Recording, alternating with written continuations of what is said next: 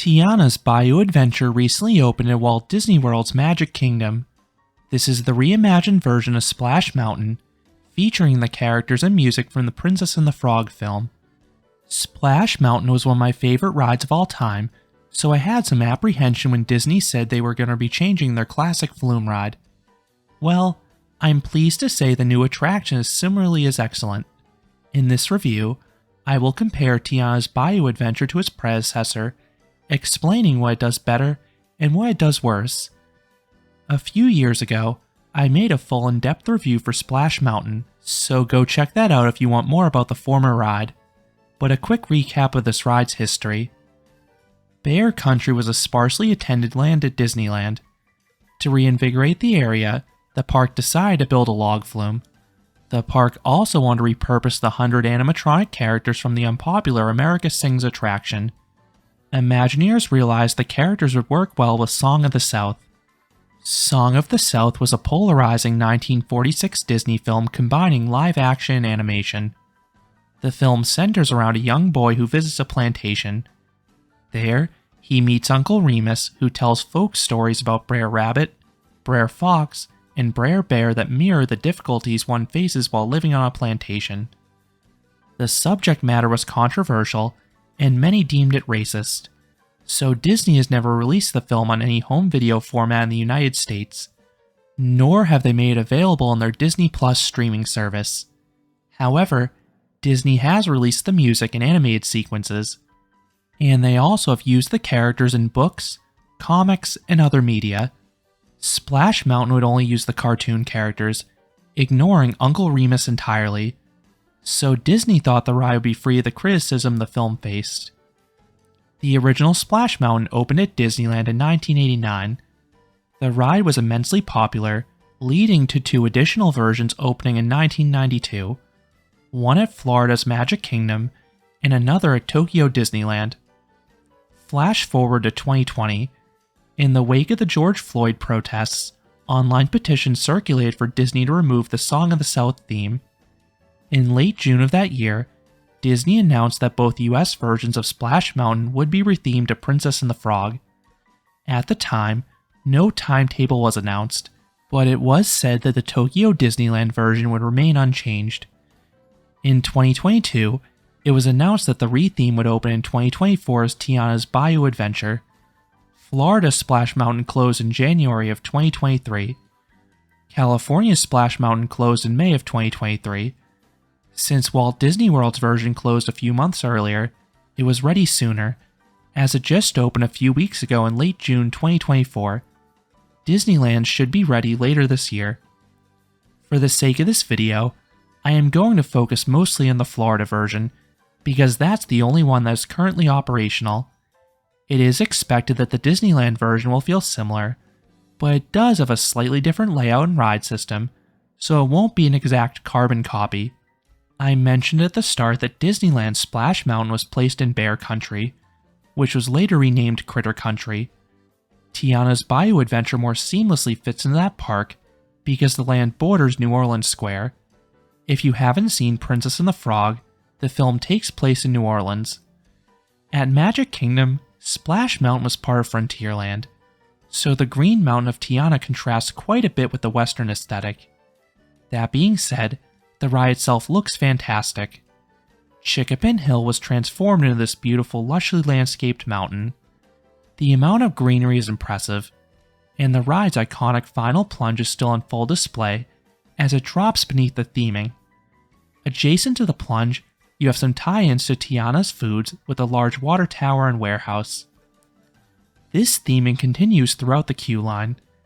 The outdoor portion doesn't have too much to see, as it's a mess of switchbacks, but the final part is indoors. There are newspaper articles on the wall stating how successful Tiana's Foods is, and you can also find recipes, ingredients, and a stack of beignets that are prepped for a Mardi Gras celebration. All of this ties into the ride's plot. Tiana purchased an old salt mine, i.e. Chickapin Hill, and turned it into a giant garden and the headquarters for her culinary business. To prepare for the Mardi Gras celebration, riders moved through the salt mine to find musicians for the party. The plot is my one gripe with the ride. I have two issues with it. One, if you don't know the premise going in, it can be a tad difficult to pick up during the ride. Two, the plot is far more lighthearted and doesn't have a real antagonist. Compare that to Splash Mountain. The ride's story was flawlessly executed. It had a straightforward plot. Brer Rabbit ran away from home and was pursued by Brer Fox and Brer Bear, who simply wanted to eat him. The appearance of the villains added tension before several of the ride's drops. Meanwhile, on Tiana's, the appearance of the drop is celebrated. The final plunge is literally viewed as a shortcut to a party. I really wish the ride included Dr. Facilier from Princess and the Frog. He was an incredible antagonist, and it really would have given the ride tension. But this was not possible given the time frame when the ride is set. Right now, Tiana's Bayou adventure does not have a traditional standby wait. Like many of Disney's recent additions, it is operating on a virtual queue. This is a form of crowd control to prevent the latest and greatest rides from having multi-hour waits. But it does turn the attraction to a game of fastest finger. Skip to the time on screen if you want to bypass the discussion about the virtual queue. This likely will not apply in the future if you're riding this ride at a later date. It restricts how many times you can experience the attraction, as you can only use the virtual queue once per day, and guests can potentially be locked out from riding it if they don't know about the virtual queue in advance, have technological issues, or lose track of time. This system will likely be discontinued sometime in the future. I'm hoping the virtual queue leaves sooner rather than later, considering this is a reskinned attraction, but that's not a guarantee. Rides like Rise of the Resistance and Guardians of the Galaxy Cosmic Rewind have had the virtual queue for years. Disney has already confirmed that Mickey's Not So Scary Halloween Party will have a traditional standby queue for Tiana, but until that happens, here are the current rules for the virtual queue. I also need to give the caveat that Disney has changed the virtual queue rules before, and they may do so in the future. Right now, there are 2 times per day when the boarding groups are released, 7 a.m. and 1 p.m. You use the My Disney Experience app to secure your spot in the virtual queue. To be eligible for the 7 a.m. drop, you must have a valid ticket to the Magic Kingdom. This is before the park opens, so it can be done from anywhere. It can be done at your hotel room or even in another state. The 1 p.m. drop requires you to be physically inside Magic Kingdom, scanned into the park specifically. You cannot use a geolocation hacking app. This is why you'll see a bunch of people staring at their phones like zombies around this time. If you try to use the 1 p.m. boarding group, try to be cognizant where you'll be. You don't want to be stuck on a ride or in a queue line with no cell service. When you enter the My Disney Experience app, there's a section called Virtual Queues. You then can click Join Virtual Queues. Go to the one for Tiana's Bayou adventure. The on-screen visuals may show another ride like Guardians just due to the availability of footage at this time, but the same steps can be used for Tiana. 1 hour before the release times, you can go in to confirm your party, but realistically, you can do this a few minutes before the virtual queue opens up. You want to make sure that everyone you're visiting the park with is part of this group. Those who are will get a boarding group when the time comes. If it's incorrect, you can use the edit option. I recommend setting an alarm 1 or 2 minutes before the release time. This is your signal to enter the My Disney Experience app. Go to the Tiana virtual queue page, hit Confirm Party again. At the bottom, you will see a button that says Refresh. The instant your alarm sounds and your phone says 7 or 1 o'clock, start spamming the refresh button. It should turn to Join Virtual Queue. Once you click that, the next screen will say Done. The Refresh, Join Virtual Queue, and Done buttons are all in the same location, so I recommend just spamming these without reading what they say. Reading them will waste precious seconds, and seconds matter here. If you're successful, you will get a screen telling you what your boarding group is. If the ride runs out of boarding groups, you will likely get an error message instead. Boarding groups for the 7 a.m. release time have been disappearing in less than 2 seconds. The 1 p.m. drop is a little more forgiving. but times are still depleting in seconds. That is why it's important to find somewhere with good cell service. For example, on our recent trip, we had to pull off on the highway while approaching the park to get a virtual queue from a gas station. Disney Wi-Fi can be a bit spotty if you're staying on property, but I know some people may not have a choice if they're visiting overseas and do not have cell service. Once your time is called, you officially have 1 hour to return. If you return during this time, your Magic Band or park ticket will scan green at the ride's entrance. I do not know how much leeway cast members are giving if you're late. With Guardians, they'll let you return anytime after your boarding group is called. With Tron, I believe they've been giving 1 hour of leeway, but that's not guaranteed. So if you try for a 7 a.m. boarding group and you get an early return time, make sure you give yourself ample time to get to the Magic Kingdom, because you not only have to park, but you also have to take the monorail or ferry, pass through the turnstiles, and get to the ride. With some other rides utilizing a virtual queue, I have had to wait upwards of an hour. From what I've seen with Tiana, the number of people returning at a given time is much less. I never saw Tiana with more than a 5 to 10 minute wait, even midday. Now it's possible that boarding groups were smaller or less plentiful for the ride's opening, but this has not been seen in the other Disney virtual queues in my experience. One other wrinkle with a virtual queue: Magic Kingdom currently has 2 rides utilizing this system, Tiana and Tron Light Cycle Run. You can only hold 1 virtual queue at a time. You can get a virtual queue for the other ride after you use your first virtual queue, or you leave your virtual queue for the other ride. But this is contingent upon availability. From what I've seen, most guests are prioritizing Tiana over Tron, so if you fail to get into Tiana, immediately try to get a Tron boarding group as a consolation prize. If you don't dilly-dally, this should not be a problem. To ride both with a virtual queue in one day, you need to get an early return time for the first ride.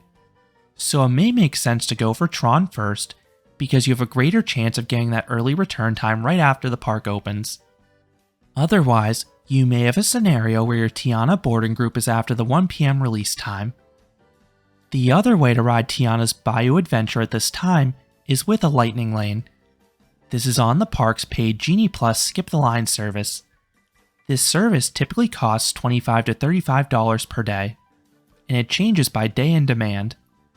I am surprised that Tiana is not an individual Lightning Lane attraction like Seven Dwarfs Mine Train or the aforementioned Tron, given its newness and popularity. You can grab 1 Lightning Lane per day for each eligible attraction in the app. At this time, Tiana is the most coveted one by far. With the current system, Lightning Lanes can be booked on the day of your visit starting at 7 a.m. Tiana has been disappearing within minutes. If you don't get one, you can keep refreshing throughout the day, and you may get lucky if someone else gives theirs up. Now, starting on July 24th, Genie Plus is being replaced with Lightning Lane Multi-Pass at Walt Disney World. Guests can now book up to 3 Lightning Lanes in advance of their visit, much like the old Fast Pass Plus system. If you're staying on site, you can make your reservations up to 7 days in advance. All other guests can make their reservations 3 days in advance. I suspect Tiana Lightning Lanes will only be available for hotel guests in the near future, unless you get really lucky. When this ride one day offers a traditional standby wait, I imagine it'll have one of the longest lines in the park. As a water ride in Florida, I suspect the line will peak midday. It always did with Splash Mountain, but you may be able to get a significantly reduced wait if you head here at the end of the night. When you reach the load area, it looks familiar to that of Splash Mountain. It's an open-air room surrounded by nice rockwork. There are 3 load platforms. Cast members will assign you a row, but if you ask nicely, they are happy to honor row requests. I like the front best for the unobstructed view, but it is worth noting that it's the wettest seat. And Florida's version of Tiana is specifically wetter than the Splash Mountain ever was. Your entire upper body will be very wet, but it's still nothing compared to the biblical flood that California's Splash Mountain offered. The logs look identical minus the Brer Rabbit head in the front of the logs.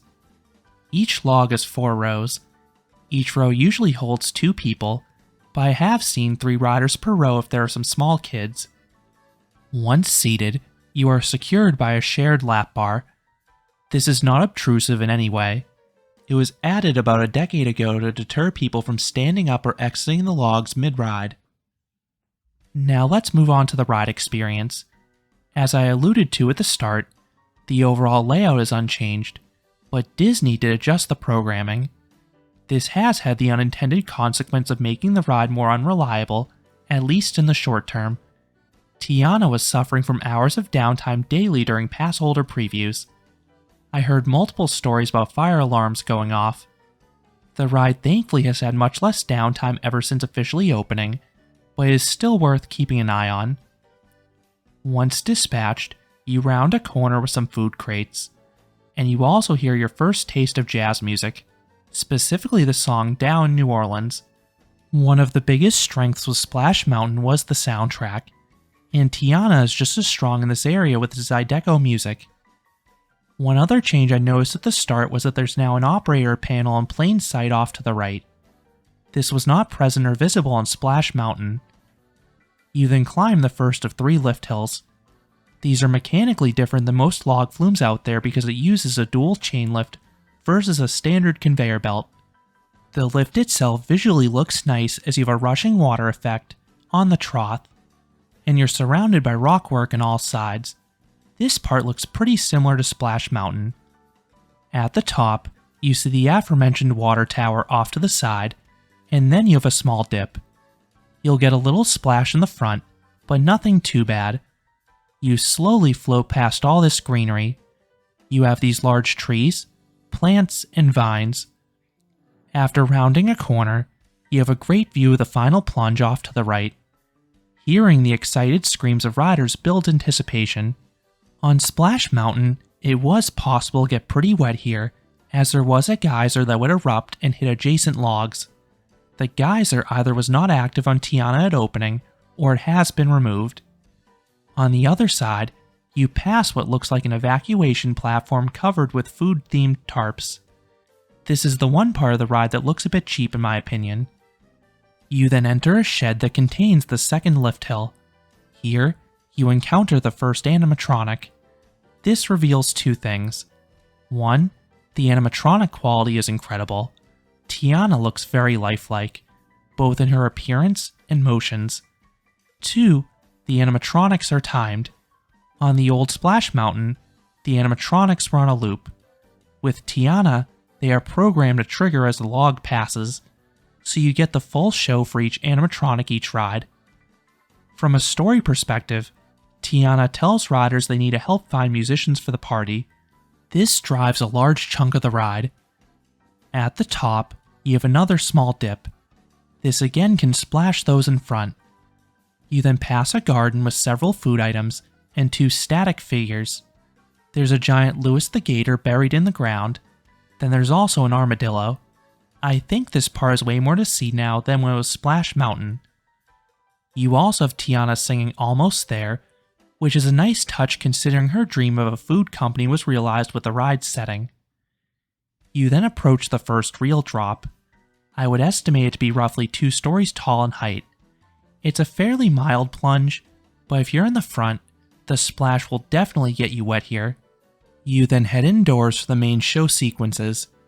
This is the part that had me most concerned because Splash Mountain had so many animatronics. I knew Tiana would have far less, so I was worried about some potential dead space. Well, my fears were quelled.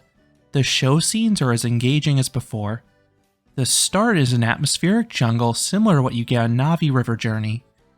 Then the music playing is gonna take you there. This is a bouncy tune that brings an infectious level of joy. Most people will be bopping their heads with delight. When you round the corner, you have an amazing Louis the Gator animatronic dancing about. I think that's my favorite animatronic on the ride. You then pass a character band with a handful of animatronics. They're a bit simpler than the Tiana and Louis ones, but they still look good. They are moving back and forth playing instruments. And quite frankly, I was not expecting to see so many animatronics in a single scene after the early reviews of the ride, so it was a pleasant surprise. Next to them is another great Tiana animatronic, who invites them to the party as the band. The music continues as you round the corner.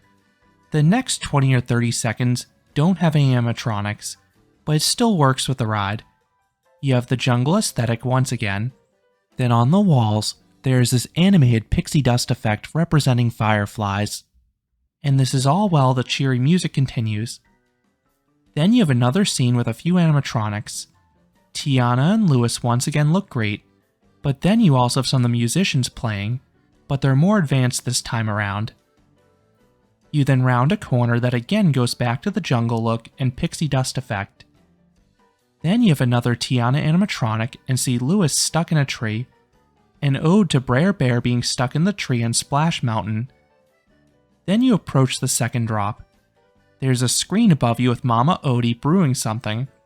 At first, I thought it was a stew, but I think it was some sort of magical potion because you are shrunk down to the size of a firefly in the following scenes.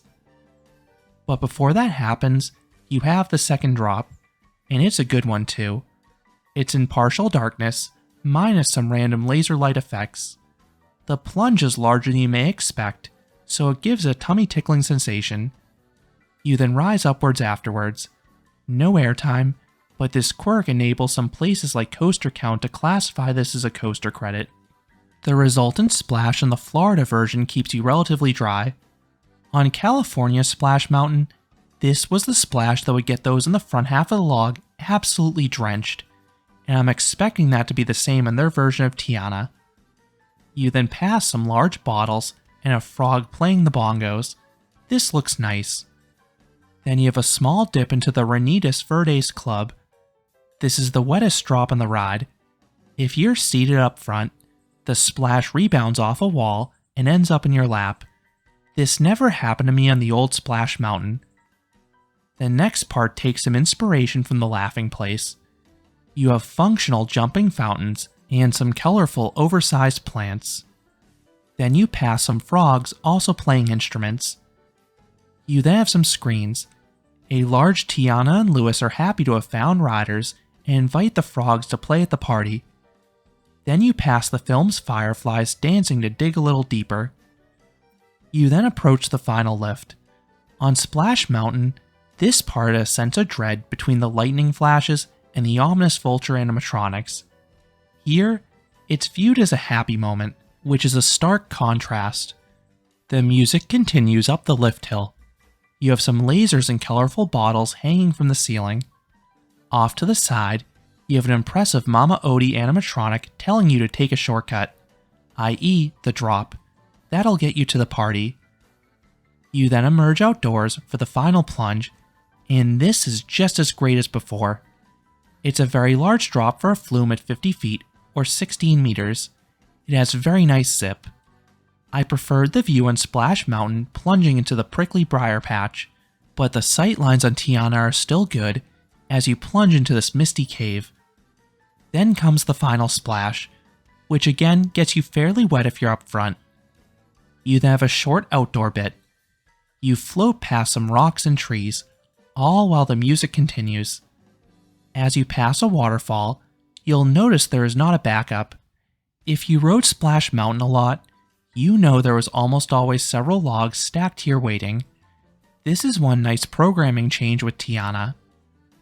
You then have a small dip back indoors for an impressive finale. This pays homage to Splash Mountain well. The old ride had a giant rocking boat filled with characters. On Tiana, you have the big party. The party takes place in front of a restaurant. The scene is loaded with characters and energy. You have so many animatronics. You have the main characters singing with their new friends from the ride, playing instruments in the background. Then the building has some screens with additional characters. And the scene plays a song created specifically for the ride named Secret Sauce. This song fits the vibe of the music from the ride and film perfectly. You then pass one more Mama Odie animatronic on the way back to the station. This was alongside a tray of beignets. And if that makes you hungry, there is a stand a short walk from the ride that sells this fried pastry. You then return to the load platform and disembark, ending this incredibly long attraction. It's over 10 minutes start to finish, making it one of the longer rides out there. So, what would I rate Tiana's Bayou Adventure?